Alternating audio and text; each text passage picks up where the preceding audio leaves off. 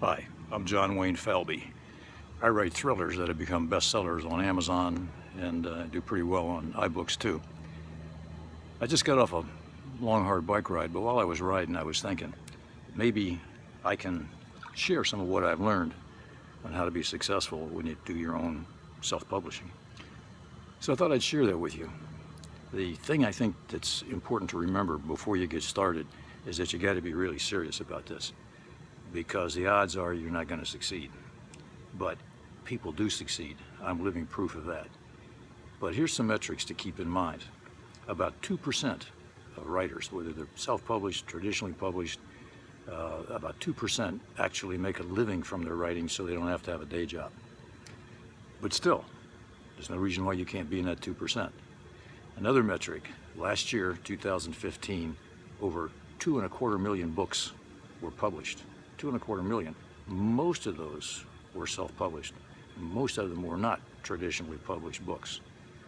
Of that 2.25 million, almost all of them, that is to say, except for a small fraction of those who are actually successful, most of them won't sell 100 copies of their book in their lifetime. So, why am I telling you this? It's not to discourage you. It's to tell you, don't assume that if you jump in there and write a book, you can order the sports car because success is right around the corner. Sometimes it is, but it's something you really have to work at. So how can you hedge towards success if you're a writer?